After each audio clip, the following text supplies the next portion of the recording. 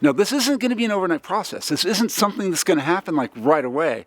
And the next day you'll go, oh my God, I watched the X Games and that half pipe, an hour and a half of that. Oh, wow, I'm not going to be depressed. No, it's not. It's not going to, no. Time out. That's not how it works. Happy Inauguration Day. Let me guess, you're either happy with, unhappy with, or ambivalent about the results of the election. Did that cover all the bases or what? But let's talk about why you should watch things like the inauguration and other similar events. Okay, so the inauguration, why should you watch it? Let's talk about how your brain functions. And I promise this is relevant, but what goes on is your brain is very similar to a muscle in terms of how it functions. When you exercise, let's say your biceps, you're out there doing curls for the girls, your biceps will get stronger and bigger the more you do an exercise. It's because when you lift a weight, the muscle breaks down, it rebuilds a little bit bigger than it was before. Now your brain does the same thing, but in a different way. When you have like a negative thought, an anxious thought, or a depressive thought, certain connections in the brain fire, and certain neurons associate new connections with each other. So over time, the more you think about certain things, the more you're anxious, the more you're depressed, pathways become reinforced and new additional pathways form, and the end result is that your brain becomes much more efficient in thinking in that way. Now this is a vicious cycle because it makes it harder to break out of the anxiety and it makes it harder to break out of the depression. So one of the ways to sort of help relieve this is to think in new terms, to think about different things. Because when you're focused on something like, I've got chickens over here in the corner, we're raising chickens. If I were to spend an hour thinking about how to make my chicken coop better, then I'm not being depressed, I'm not being anxious, and what that will do is it will cause the anxiety pathways and the anxiety neurons to sort of disassociate, as well as the neurons will get reassigned to new tasks. So the more I can think about just anything else, the less efficient my brain is at being anxious and being depressed, all right? So, going back to the inauguration, that was an 8 to 10 hour event if you watch the whole thing from start to end. And things like that are captivating. It's amazing to watch something like the inauguration, regardless of who you voted for, because of the pomp, the process, the spectacle.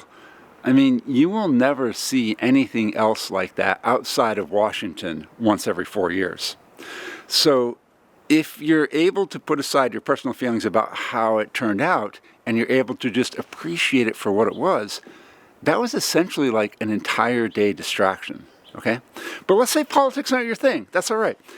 What I'm advocating for is that you take the time to go out and seek things that are unusual, that are occasional and infrequent for you.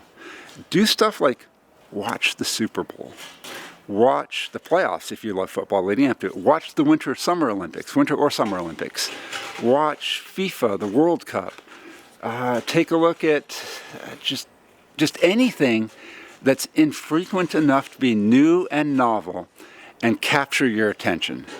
Because that will essentially cause you to focus, the novelty of it will cause you to focus on what it is that you're looking at and help you dive into deeper thoughts about that particular subject. And while you're doing that, the anxiety and the depression, those pathways will disassociate. You want something you can watch? Here you go, you can have this for hours and hours and hours and isn't very expensive.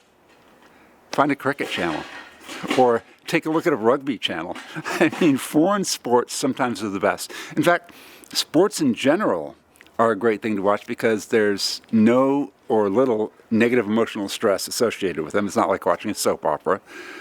It's not like watching the news where you get upset about what it is they're reporting on or feel sorry for, say, the victims of the California wildfire, things like that, or like when the hurricane came through Haiti. Oh man, that was hard for me to watch. But I'm getting off track here. But watch things that can not necessarily cause you to love them, but things that capture your interest while you're taking a look at it. Or if you don't want to watch TV, you don't want to get on the net, go out and find activities that you enjoy that have the same effect. The same type of, this is new, I've never done this before, wow, it's interesting. Things that just suck you in for as long as possible because you want to try to get your brain out of those negative thought patterns. So this whole tip is to try and encourage you to go out and find something you haven't seen before. There's a huge interest element in something that's novel.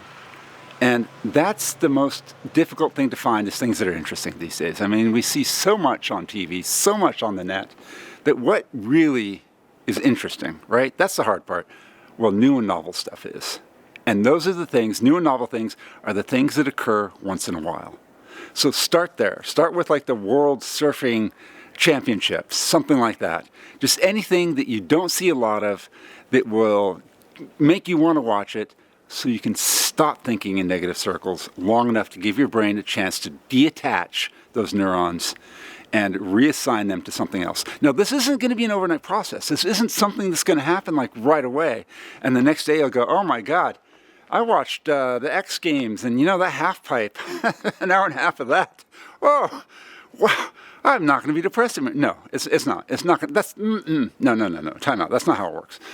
It's going to take time. This is just another tool to put in your tool belt that will have more or less impact for you, depending on who you are, depending on how your brain chemistry works.